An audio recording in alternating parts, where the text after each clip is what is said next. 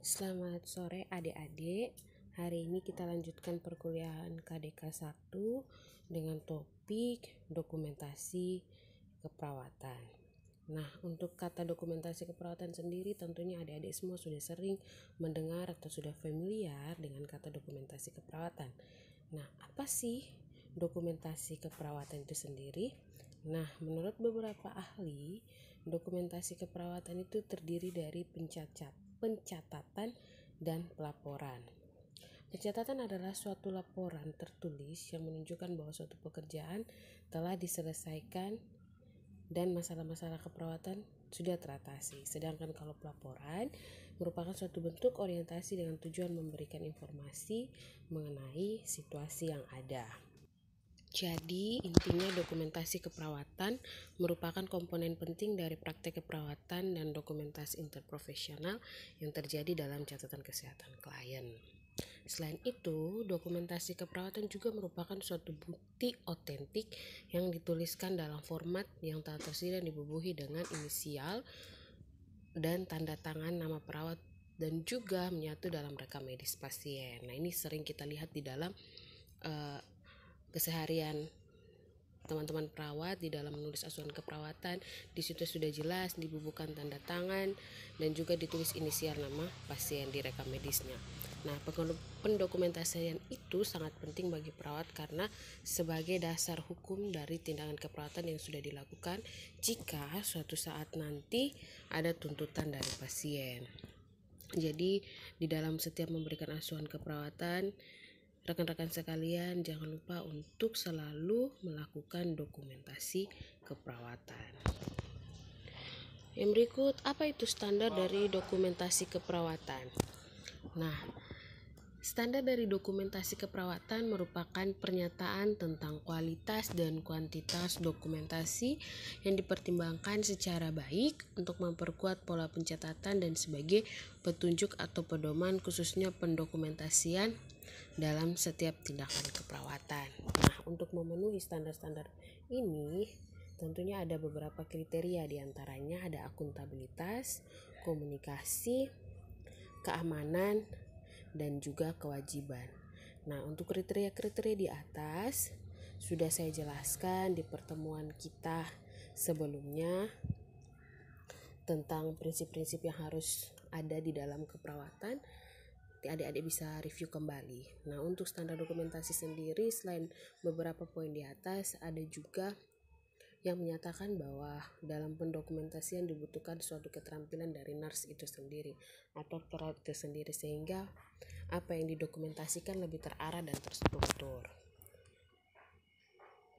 Nah, di Indonesia sendiri kita kenal dengan standar dokumentasi dari profesi keperawatan atau PPNI dan juga peraturan praktik keperawatan dari Depkes RI. Adik-adik bisa buka dari Google terkait dengan standar dari profesi keperawatan apa saja.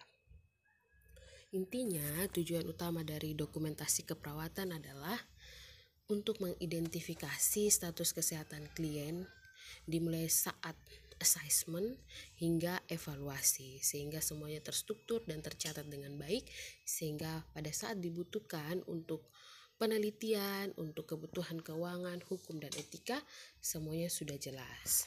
Seperti itu ya. Yang berikut, mengapa dokumentasi keperawatan itu penting?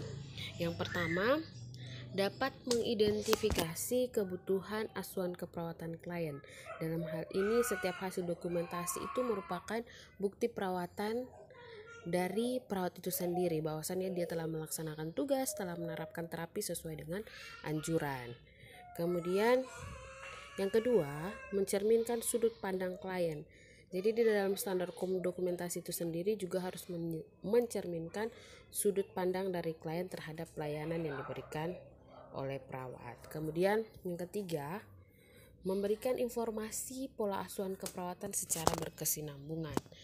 Hal ini dikarenakan bila ada sesuatu yang terjadi dapat ditelusuri sejak awal dari dokumentasi keperawatan yang telah dibuat. Kemudian yang keempat, dapat menjadi alat komunikasi antar tim kesehatan lainnya sehingga dapat membantu perawat dalam memahami setiap riwayat pasien. Nah, selain keempat hal di atas, ada manfaat lainnya dari dokumentasi keperawatan itu sendiri. Yang pertama, ini berkaitan dengan tindakan hukum. Nah, misalnya adik-adik atau nurse-nurse muda yang bekerja di rumah sakit, bila terjadi suatu masalah dan setiap tindakan yang kita berikan itu lupa dilakukan dokumentasi, maka itu akan sangat merugikan bagi kita. Kita tidak punya bukti yang otentik, kita bisa disalahkan pasien dan keluarga, kita akan dituntut untuk mempertanggungjawabkan setiap tindakan. Nah, sebaliknya apabila kita punya dokumentasi yang jelas, maka kita akan terlindungi dari setiap tuntutan hukum. Nah, ini berkaitan dengan profesi keperawatan juga. Jadi kalau misalnya profesi PPNI ingin menelusuri setiap gugatan dari pasien atau keluarga, tentunya kita punya bukti. Salah satunya melalui dokumentasi keperawatan. Yang berikut berkaitan dengan jaminan mutu atau kualitas pelayanan. Nah, jadi kalau misalnya pencatatan data klien itu dicatat dengan lengkap dan akurat, akan memberikan kemudahan tentunya bagi perawat dan juga membantu menyelesaikan setiap masalah klien. Kemudian yang berikut juga untuk mengetahui sejauh mana masalah klien dapat teratasi dan seberapa jauh masalah baru dapat diidentifikasi dan dimonitor melalui catatan yang akurat. Hal ini tentunya akan membantu meningkatkan mutu dari pelayanan kesehatan itu sendiri. Yang berikut, secara komunikasi, dokumentasi keadaan klien merupakan alat perekam terhadap masalah yang berkaitan dengan klien. Jadi dia terekam dalam bentuk tulisan ya. Kemudian perawat juga atau tenaga kesehatan lain akan bisa melihat catatan yang ada sebagai bentuk komunikasi antara perawat yang satu dan perawat yang lain. Nah, itu dijadikan pedoman untuk memberikan asuhan keperawatan. Yang berikut, apa itu prinsip dari dokumentasi keperawatan itu sendiri? Nah, secara prinsip, dokumentasi keperawatan itu dapat menjelaskan tentang peraturan dan persyaratan untuk melaksanakan dokumentasi keperawatan. Jadi prinsip-prinsip intinya seperti itu, melakukan peraturan dan persyaratan di dalam dokumentasi keperawatan. Kemudian bagaimana sih kaidah di dalam menulis dokumentasi?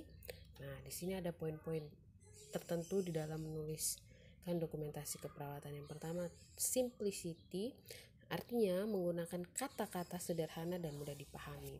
Jadi kalau misalnya adik-adik semester 1 yang reguler, kalau misalnya turun praktek di rumah sakit, nanti akan familiar dengan yang namanya dokumentasi keperawatan. Jadi jangan menggunakan bahasa-bahasa yang tinggi yang sulit dipahami, karena kita bekerja di dalam tim.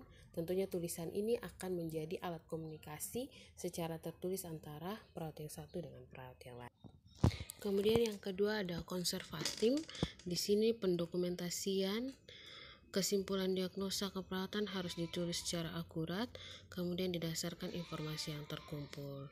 Jadi diagnosa keperawatan itu harus benar-benar ditulis dengan akurat, jangan sampai salah karena ini menyangkut dengan kondisi pasien itu sendiri. Kemudian yang ketiga ada science.